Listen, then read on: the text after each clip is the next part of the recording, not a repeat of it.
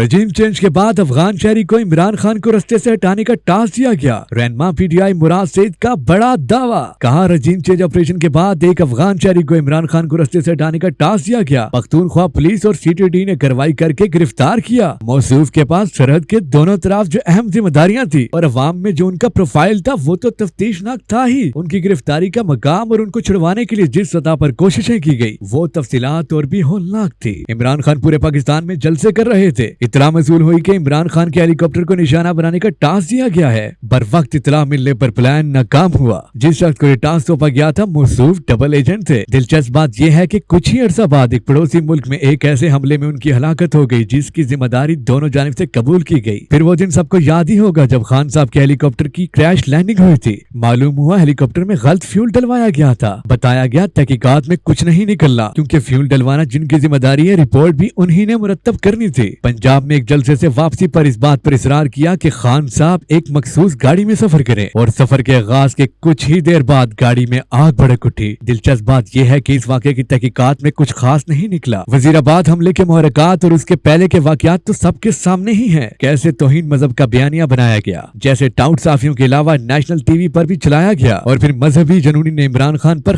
कातिलाना हमला किया। फिर कैसे मुल्जिम के बयानात पुलिस रिकॉर्ड करके मीडिया से चलवाती रही, कहां से उसका मुकदमा लड़ा जा रहा है और कैसे अपनी हुकूमत होते हुए भी इमरान खान को एफआईआर तक दर्ज न हो सकी। इमरान खान पर कातिलाना हमला के बाद बनीगाला के बाहर लगे कारकुनान के कैंप जमान पार्क मुंतकिल हो गए। बनीगाला में भी मुतअद्दिद बाहर लोगों की जानिब से कैंप्स में ताल्लुकात बनाने और इंटर होने की कोशिशें होती रही। जमान पार्क से 4 दफा मशकूक अफराद पकड़े गए। जनूबी पंजाब के कैंप पर एक बंदा पकड़ा गया। कारकुन उसको साइड पे ले जाकर पूछताछ कर ही रहे थे कि पुलिस उसे आकर ले गई। बाद में कोई जवाब नहीं कि कौन था, कहां से आया था, किसने भेजा था। जब खतरा ही तहफ्फुज देने वालों से हो तो बंदा शिकायत किसके पास लेकर जाए। जमान पार्क की रिहाइश गाह पर खुदकुश हमले की इत्तलात थी। हमने बुलेट प्रूफ गेट और 4 दीवारियों के साथ रेत की बोरियां रखवाने का इंतजाम किया तो मजदूरों को काम करने से मना कर दिया गया। रियासत मजाक और बयानिए बनाती रही। कारकुन अपने लीडर की हिफाजत के लिए खुद बोरियां लगाते रहे। 14 मार्च को पुलिस जमान पार्क पहुंची। 18 मार्च को इमरान खान ने अदालत पेश होना ही था, उससे पहले भी पेश होते रहे थे। फिर भी ऐसा ऑपरेशन शुरू हुआ जैसे किसी दहशतगर्द को गिरफ्तार करने आए थे। अवाम ने तो वाटर कैनन और शेल्स देखे। छतें खोल गोलियों के मैंने खान साहब के घर के बाहर से उठा कर दिए। आईजी प्लास्टिक की बोतलों के पेट्रोल बम पर प्रेस कॉन्फ्रेंस करते रहे। उनकी फोर्स साहब का वजीर आजम के घर पर फायरिंग करती रही। एक तरफ ये रवैया था रियासत का, दूसरी जानिब बयानिया बनाया जा रहा था कि जमान पार्क में दहशतगर्द मौजूद है। हमें खदशा हुआ कि किसी फाल्स फ्लैग ऑपरेशन का इरादा रखते हैं, सो कैंप्स में सिक्योरिटी बढ़ा दी गई। इसी दौरान कारकुनान ने कैंप से एक इदारे का एहलकार पकड़ा। उन्हीं एहलकारों के जरिए कैंपों में असला रखवाने का प्लान था। इस एहलकार को परवेज खटक साहब कारकुनान से छुड़वा कर ले गए। 18 मार्च का डेथ ट्रिप भी लम्हा ब लम्हा कैमरे में महफूज है। मार्च के आखिरी हफ्ते में इमरान खान को कत्ल करने के एक और मंसूबे की इत्तला मिली। मुबैना तौर पर यह वाला मंसूबा एक सियासी जमात की जानिब से तैयार किया गया था। द रिपोर्टर्स प्रोग्राम में इस मंसूबे का तस्करा हुआ और सो मंसूबा लीक होने के सबब कटाई में पड़ गया। लाहौर के चंद अफसरान की जानिब से क़यादत को मुताबिक किया गया इस मामले पर ज्यादा बात न करें क्योंकि ये मंसूबा सियासी पार्टी का था। इदारों ने तस्दीक की कि इत्तला मुसद्दका थी